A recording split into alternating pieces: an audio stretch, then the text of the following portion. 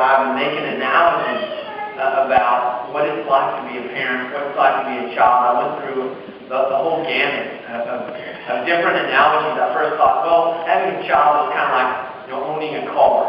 You have to fill it up with stuff all the time, and you always have to maintain it, and then there's the big problem with emissions.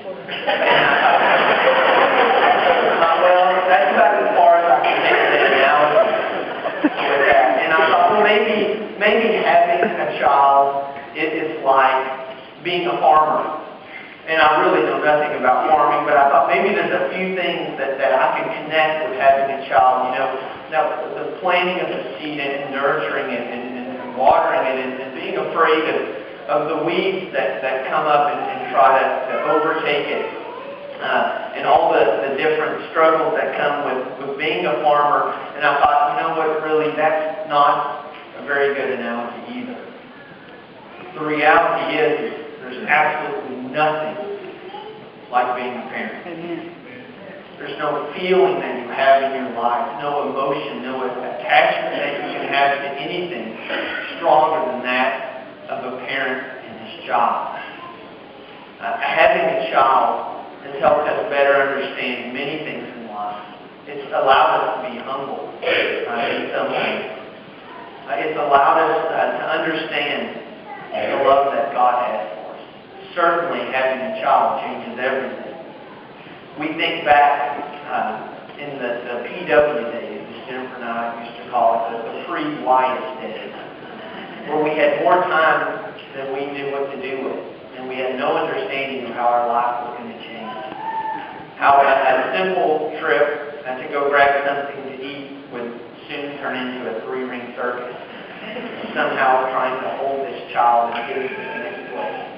How all of a sudden we became so safety conscious about everything that we ate, everything that came into our house. It was amazing how many bars of soap we went through and hand lotions that we went through when we had Wyatt as a child, and we would demand people to wash their hands and protect our child. There's so many different ways that our lives change, and none of which I can really express by words, by analogies, or by pictures. But I think one of the greatest changes that took place in my life, spiritually, was having a son. I loved my son. More than anything else in the world.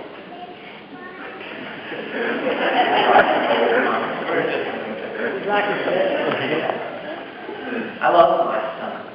I can't even tell you what I would do for my son. There's nothing that I wouldn't do for him. How much I love him.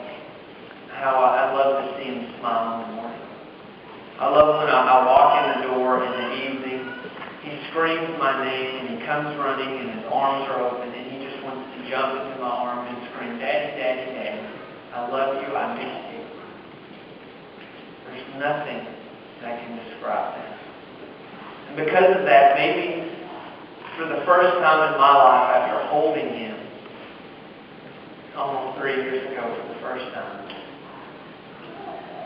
imagining the love that God has for us. You can ask me to do a lot of things. Don't ever ask me to sacrifice my child. That's right. Mm-hmm. That's what God did. He not only allowed His Son to go through that pain, but He watched it. What an amazing amount of love that our God had for us. Because He was willing to do something that I could just never do. Having a child helped us understand the love that we have for other people. About a year ago, Jennifer and I lost our second child. And we began to understand the hurt that God felt. The pain of knowing that there's a child that we would never get to hold, never get to love, we never got to name. But we also understand that with having a child comes an understanding of the hope that we have. That someday we are going to meet that child. And we have a hope for our son more than anything else. beyond being the leader of some great singing group, or being a preacher.